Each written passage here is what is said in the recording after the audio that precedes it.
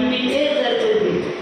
యేసుక్రీస్తు ప్రభువు వారు చేసే గొప్ప గొప్ప కార్యాలు కంటికి కనపడవు, చెవికి వినపడవు, మనుష్యానికి గోచరము కాని కార్యములు ఆయన మన పట్ల మన కుటుంబాల్లో జరిగిస్తున్నందుకు దేవునికి స్తోత్రాలు చెల్లిద్దాం.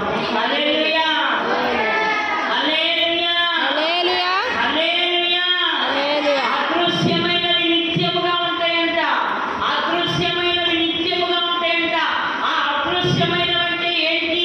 నీ జీవితంలో దేవుడు మార్చబోతున్నాడు, యేసు ప్రభువు చెప్పబోతున్నాడు.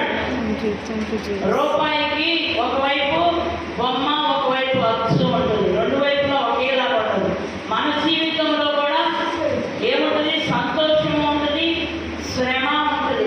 శ్రమ అనుభవించేటప్పుడు ఈ శ్రమ ఇలాగే ఉంటుందేమో అని అనుకోవద్దు. దేవుడు మారుస్తాడు, ఆయన మార్చడానికి సమర్థుడు. నీ విశ్వాసమునకు పరీక్ష ఓర్పును పుట్టించునని ఎరిగి మీరు నానా విధమైన శోధనలో పడినప్పుడు అది మహా ఆనందమని ఎంచుకోరుడి. కానీ శోధన వచ్చినప్పుడు ఆనందంగా ఉండగలుగుతున్నామా?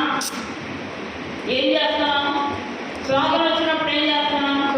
వాక్యం అయితే చదువుకుంటున్నాం కానీ, వాక్యాన్ని అయితే మనం వింటున్నాం కానీ, వాక్యం వినేటప్పుడు అవును నిజమే అని అనుకుంటున్నాం కానీ, చిన్న శోధన వచ్చిందనుకో ఏమవుతుంది?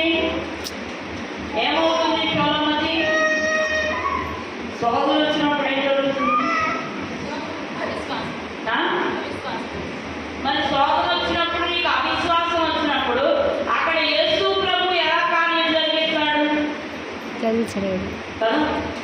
పరీక్షలు వచ్చినప్పుడు ఎవరు రాయాలి పరీక్షలు? చెప్పండి, మనమే రాయాలి. ఈ సంవత్సరం అంతా నీ కొడుకుని స్కూల్కి పంపించావు, పరీక్షలు మాత్రం నేను రాస్తానండి అని నువ్వు వెళ్ళావనుకో, టీచర్ గారు ఎలా చేస్తాడా? ఎవరైతే చదివారో వాళ్ళే పరీక్షలు రాయాలి. మరి నువ్వు యేసు